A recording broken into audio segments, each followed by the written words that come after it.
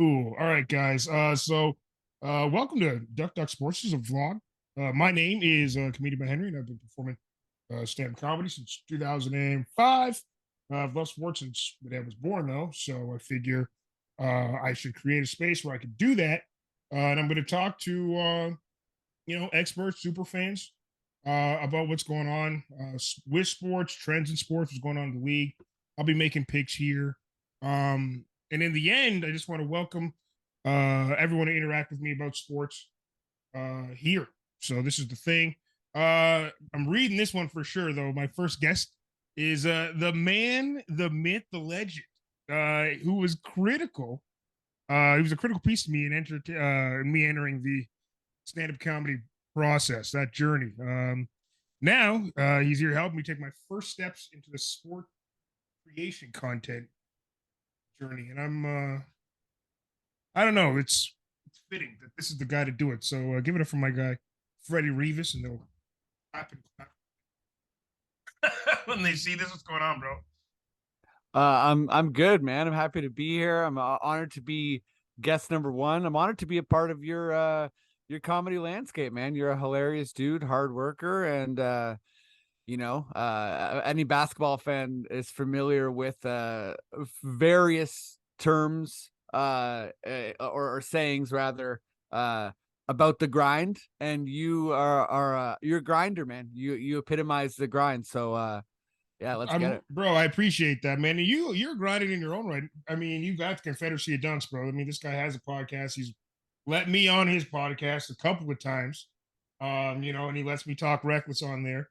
So him being the first guy on this podcast, I don't know if it's a podcast yet. It's content, okay? Content, baby. Yes, it's Honestly, content. like if you define it, that's on you. I like that. We're locals, so we gotta go local right now.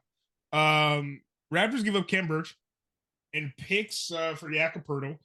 First question: does Yakapurtle have the ugliest spelling name in the history of? Great first question. I wasn't sure you're gonna go ugly name territory. He's got to be up there. It sounds right, but then you look at the spelling of it, and listen, it bothers me. you think you're gonna be looking at a word that phonetically reads like turtle, right? Yeah. Turtle, but you're looking at a word that's POELTL. I'm sorry, no R. That's crazy. There's a lot. Yeah.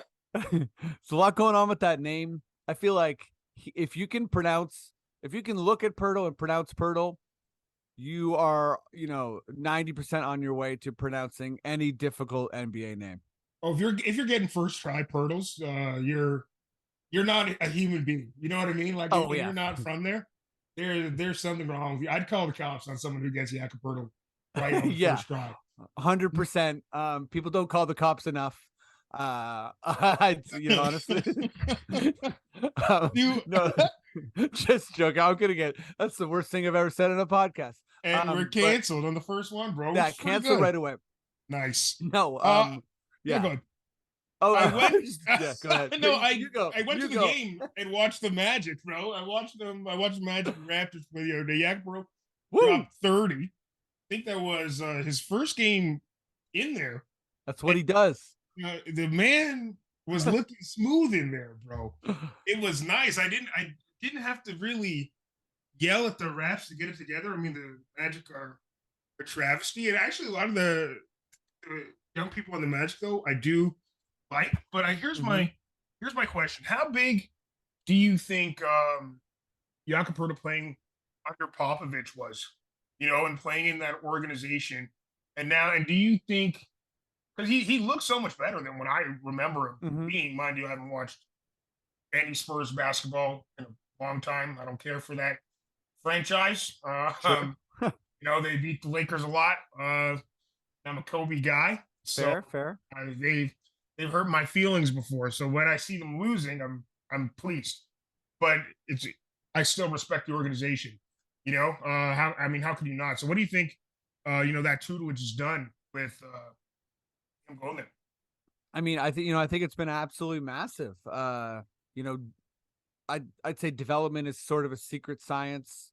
It requires a lot of fans, patience. Not everyone develops the way you want. It's not linear.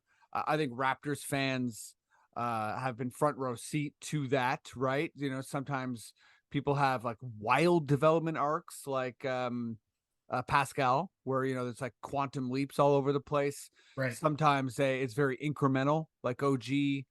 Obviously, we're watching Barnes develop right now, and the Spurs. There's some other franchises, Miami, obviously Raptors. I'm sure there's a bunch out there, Memphis, but the Spurs for the longest time were the development franchise.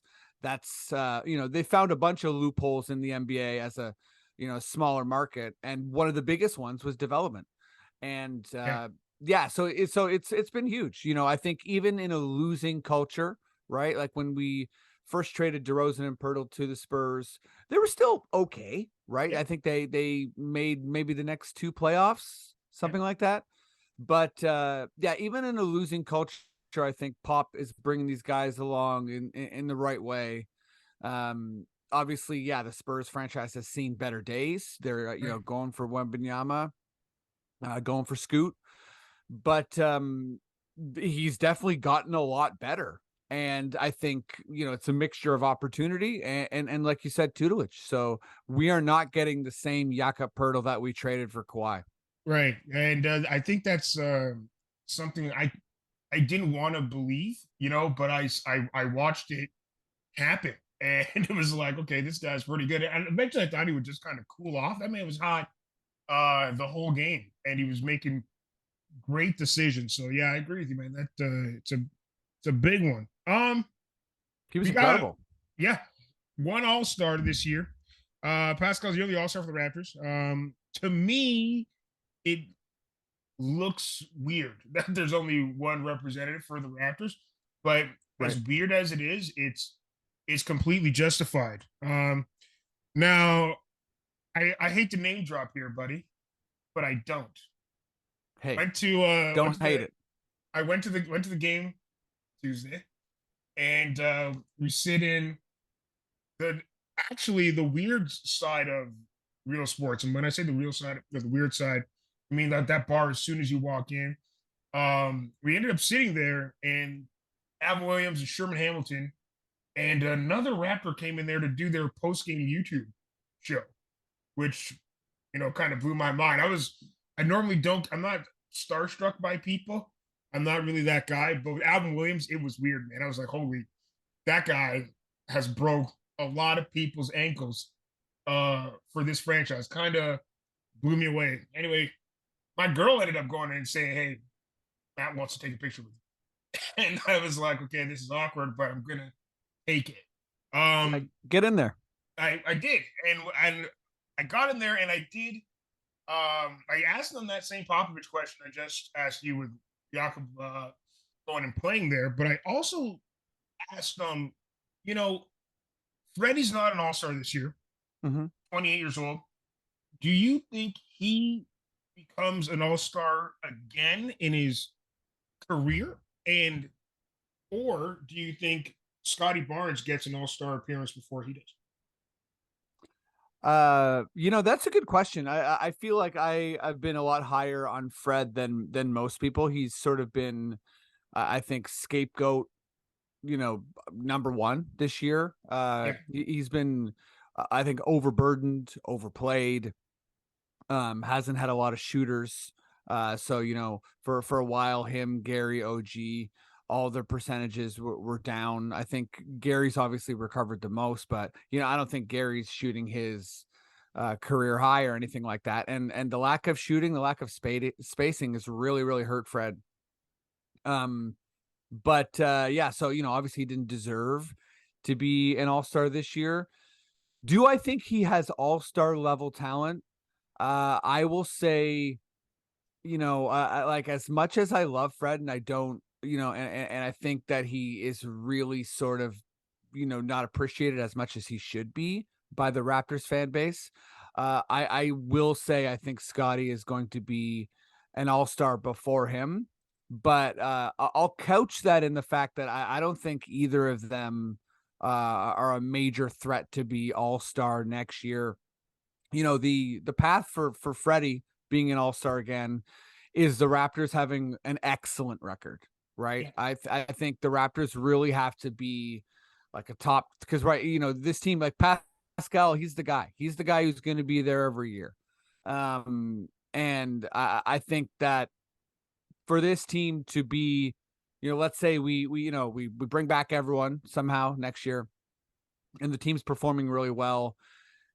OG might take another step. Yeah. And yeah, for Fred to be an all-star, it would take quite a bit, and it would take, it would take, it'd have to be like almost like an Atlanta Hawks when all four of them got in type scenario, Right. I think.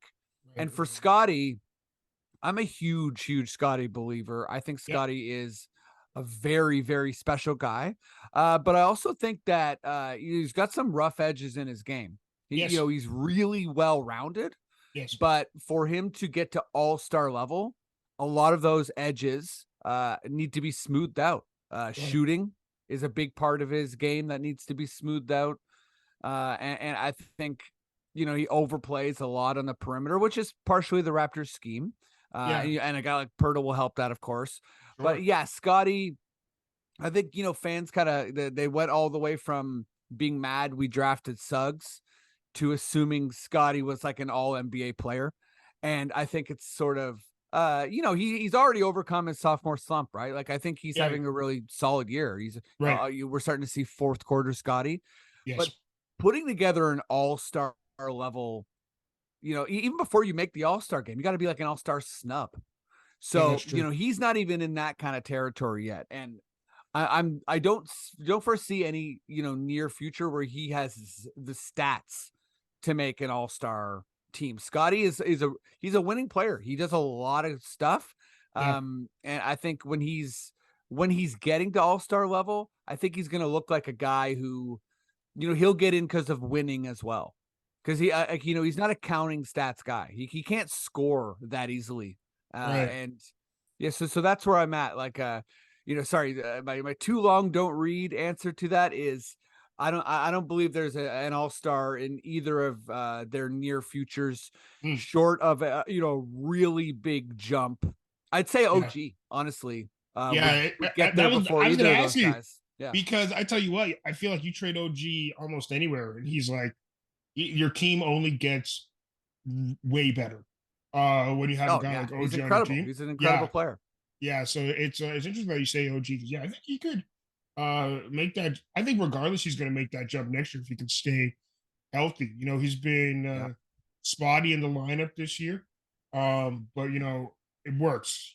I'm glad they didn't move him for something that I know we would end up regretting because I know he was big on the trade talks. Everyone was quick to throw his name in his stuff, but and now if you look at him, I feel like, especially if we did it earlier in the year, I feel like no matter what we would have gotten for him, we'd kind of be kicking ourselves on a trade for him Mm-hmm. because he hasn't hit his ceiling yet, and so Yeah. OG's a guy to watch, eh?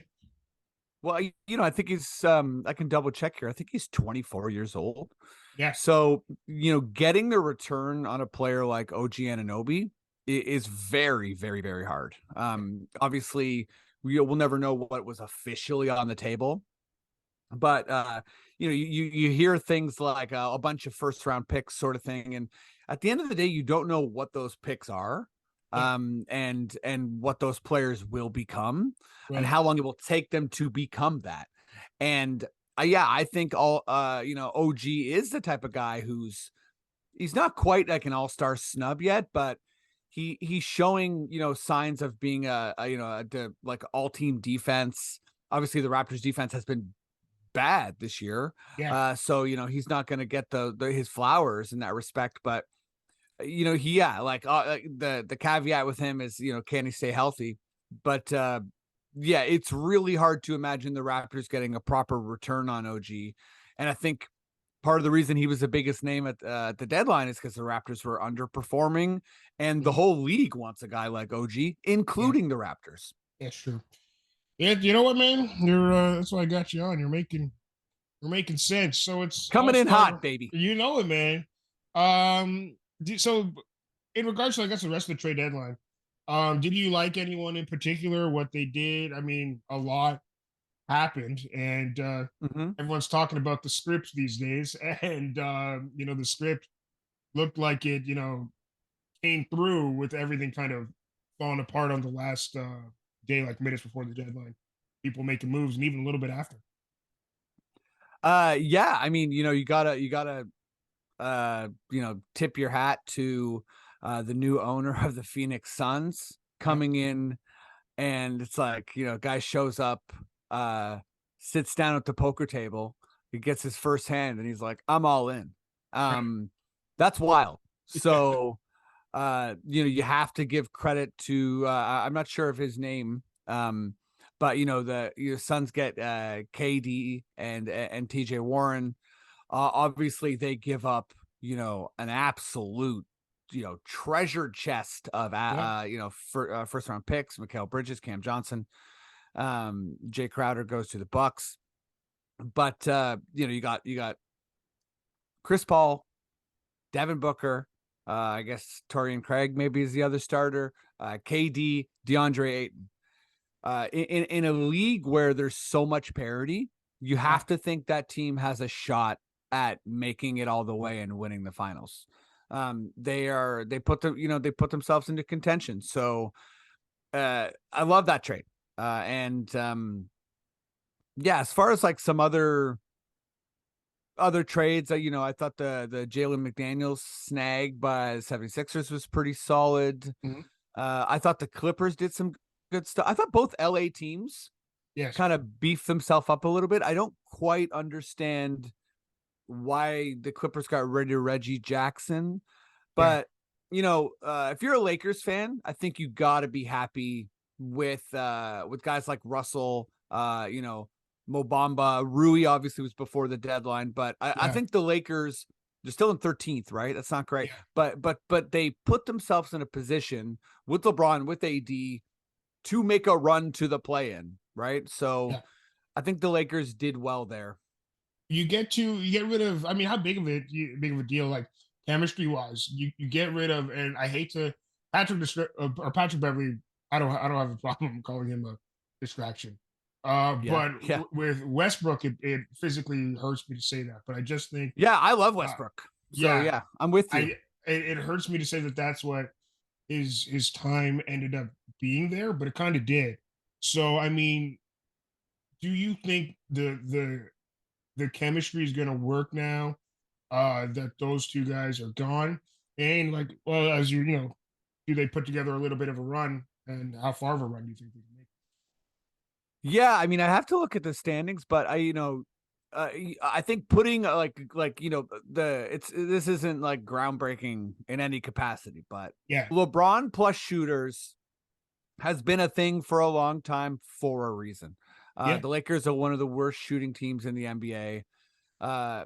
We started with the Raptors, and any Raptors fans, I feel like they can, they can empathize with the pain of sure. not having shooters in a shooters league. Yeah, So yeah. Russell can shoot, and they got Russell, so I think that's a really big big addition to the team. Yeah, I'd have to pull up the standings here. I can do it I'm really looking at him. I am looking at him right now. like Suns are in fourth. Clippers are in fifth. Then you got the Timberwolves, Mavericks, Pelicans. Oh, hold on a second. Yeah, yeah, this is actually right. It's weird because the Kings are in third. You know what I mean? Like, yeah, Kings are chilling, man. and they're winning and stealing games. And they're fun to look at if when you're betting. I don't. They've taken money from me because there are a lot of Ha. times where, like, okay, they're about to start sliding, and they haven't. Lakers are in 13th, sitting on 14 and 20. What a unbelievable season for this team. No, Yeah, that's weird that they're that low, but 13, but they're not that far they're back. they're 2 games back of the Thunder. Yeah, And I 27 and 32 for the Lakers right now.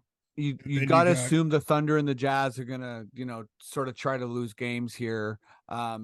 I don't think the Thunder should, honestly, but that's a me whole different neither. topic.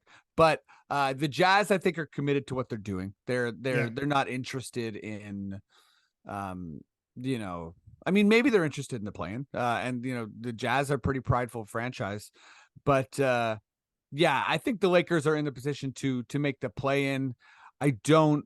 I mean, they'd have to go on a serious run, I think, to get well over 500. But just looking at the Timberwolves here, Timberwolves are only 2 games above 500. yeah, So, I yeah. mean, if the Lakers can really sort of get organized, which is, yeah, I feel like we've been saying that for years now, Right. but if they can, there's space there, Yeah.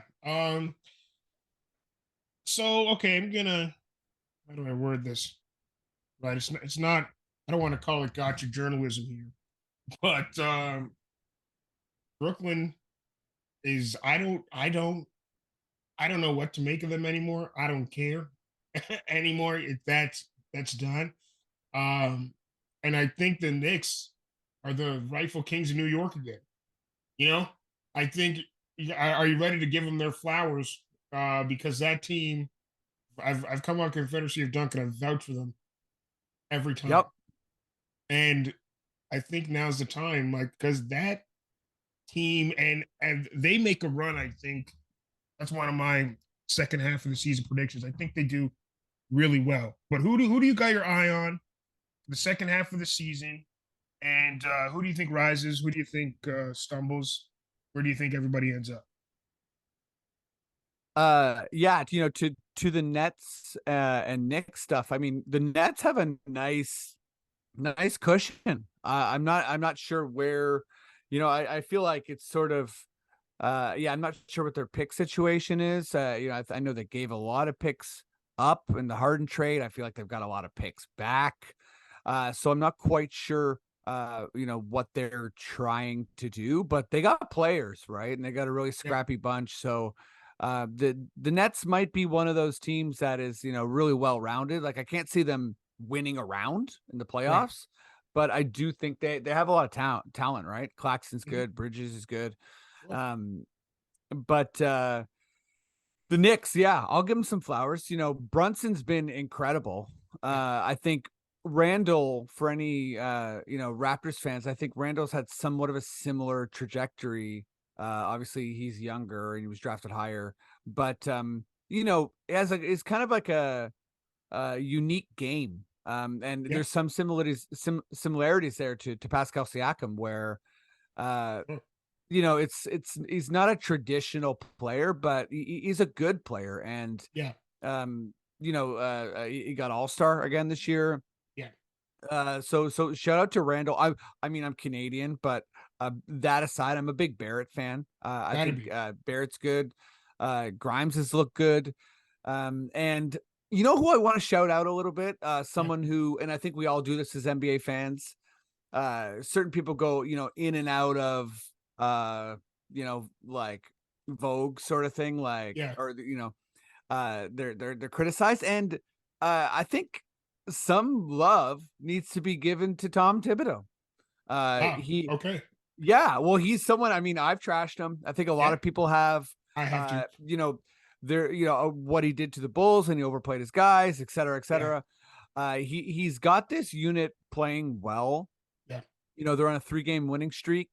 And I'm not sure, not quite sure what they can do in the playoffs. Like, I don't know if I can see them winning around either. Like, the top 4 of the East is pretty strong. yeah. That's very true. So I'm not sure who's on their level, but yeah, I think if you're a Knicks fan, this should be exciting. This should be a Yeah, really, and it's more real, I think, than what they did. Yeah, 2 seasons ago. Like, yeah. it Teams looks it deeper. looks better. Yeah, it's Yeah, deeper. It's deeper. it's deeper. You get rid of Cam Reddish. He never played, and it was sad to see him kind of rotting away on the bench there. The dream of him, and then you sneak out, you get Zion to come, then you bring that Duke 3-headed dragon back together for what should have happened, but the dream is dead now. But RJ Barrett, out of all three of them, is having the best career. So that's another tangent. Something interesting to watch is the fact that he's doing the best out of all three of those guys when he wasn't necessarily. Ooh, I think Cam Reddish was doing better than we were seen as a better player when they were at Duke. So that's always nice. So any predictions? Who do you got? Who's coming out of the West? Who's coming out of the East? Yeah, so I'm gonna stick with my at the I put a little bit of money down on the Nuggets winning the championship. Okay. So I still have the Nuggets coming out of the West. I feel like there might be a bit of fatigue for some folks with Jokic, Yeah. but the guy doesn't really seem to struggle against anybody. And he talk about unique players. He's unsolvable right now, and true. the Nuggets have done a really good job of bringing along Jamal Murray, nice and slow. I think they got Thomas Bryant, nice backup center, and yeah. So there's a lot going on in the West, but I feel like the Nuggets, they deserve to be the favorites. That can they be beaten? For sure. I think at least 3 or 4 teams can beat the Nuggets. In the East, I really think shout out to the Sixers. They've had a great season. I think the Cavs have had an absolutely awesome season, and they'll be good in the playoffs too. Yes. But I don't think any of those teams are on the same level. And this is probably the most predictable part of the season. But Boston and Milwaukee are, I think they're just a tier above everybody else. Like that conference finals, I think there's a very good chance that decides the eventual champion. But I'm going with Bucks Nuggets, and even though I bet on the Nuggets to win the championship, I'm gonna tell you right now on this pod that I think the Bucks are gonna win the championship. Wow. Okay. So that means so is Jokic not getting MVP for you, or is because I think I don't really know. I feel like for a long time it was like narratively it's sort of like he couldn't win a third MVP in a row, but I don't really see who's pushing him. That's true. Earlier there was the Tatum narrative. Tatum's having an incredible season, but he is absolutely not on Jokic's level. Yeah. Embiid, I think narratively it's there, but I think he's just a little bit worse than Jokic as well. To me, the other real contender would be Giannis. And that's what I mean. Because Giannis is up there too. Bucks have been kind of beat up this season, and yet he's held the ship up. So might just end up coming down to record. See who ends up. I think you're right. Right. So you got the Nuggets 41-18, and you got the Celtics and the Bucks at they both have 17 losses. Yeah. I feel like there's a good chance that whoever has 76ers have 38-19. But I think whichever team has the best record, there's a really good chance that their player gets MVP. All right, man. Well, this has been the debut, bro. This is Duck Duck Sports, bro. Where can people find you, Freddie? Tell them about Confederacy Dunk, something about what you got going on. Yeah, man. I do a Raptors / NBA podcast. Also do a WNBA podcast. You can catch me at Raptors Republic for my Raptors podcast. It's at Dunks Podcast on Twitter. And we also have a website, dunkspodcast.com. Confederacy of Dunks. That's me and my producer, Matt Duncan. My WNBA podcast is The Pickup, a WNBA podcast. We are with the Sonar Network. And that's me and Catherine Niker, hilarious stand-up comedian as well. Our WNBA pod is bi-weekly, and we go weekly for the Raptors pod. And, follow me on Twitter and all that. FREDDIERIVAS. All right. Okay, if you watch this whole entire thing, like it, and then tell me that you like it so that my confidence does not get shattered But I think this was good, Thank you. man. I had a lot of fun, bro. Thank you very much. Give my boy some love.